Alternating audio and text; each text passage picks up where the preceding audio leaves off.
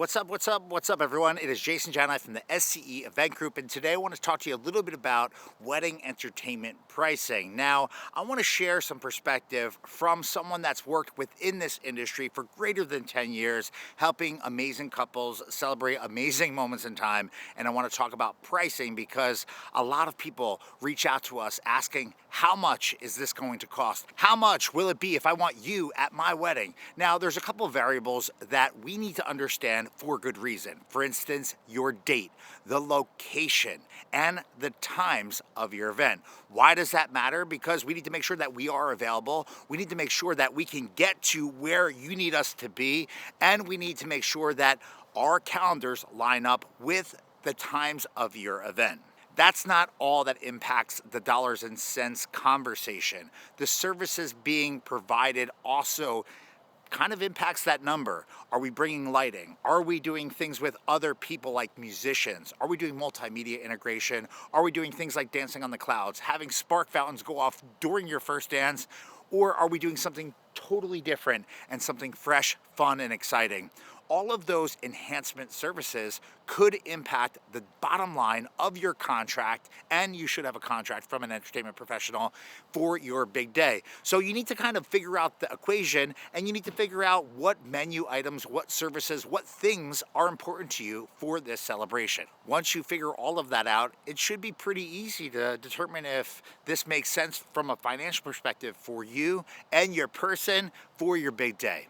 Sometimes we work for a couple that just needs to understand what goes into the pricing of our services as DJ entertainment professionals. Well, there's a lot of things beyond the services that impact what we charge and how we're able to charge what we charge. First and foremost, experience and the skills that we bring to the table. Every DJ is different. Every company is different. And the things that make them unique, the secret sauce for how they work and what they're able to do for you and for the events that they're hired to be part of, all are different. And that experience and those skill sets sure impact the bottom line. Next up, I want to talk about prep work and customization of the events that we do. Some DJs like myself have a number of hours invested into each event before they even arrive on site to make the magic happen for the people that hire us for their very special celebrations. So what am I talking about? Meetings, going over questions that come up with regards to the entertainment presentation for that celebration. What else? Maybe creativity sessions, help working through obstacles, developing a timeline, and so much more. Time invested before the event is part of the algorithm or the formula that a lot of companies use to determine what they charge and what the costs are for their services. Earlier, I talked about the importance of understanding the date and the time, and there's a reason for that, because if you're getting married in another state or another country or another area, or it might take me 3 or 4 or 5 hours to drive to your location, there could be fees and costs associated with that. So it's so important to be clear with not only when you're getting married, but where you're getting married, when you're reaching out to someone so that they can properly understand and they can provide you an accurate proposal with any type of travel and time fees associated with getting to and from your celebration. The next component of this cost equation on what we're able to charge as wedding professionals is equipment. And equipment is a big deal. Are you using the latest and greatest controller, equipment, speakers, microphones? All of that stuff comes into the cost of doing business, and that is something that a lot of people overlook. If you are someone planning a wedding celebration and you are looking for the very best of the very best, make sure that you ask some questions about the equipment being used on site at your event. Ask to see pictures of their setups and make sure it's fresh. Make sure it falls in line with the pricing being quoted to you for their services.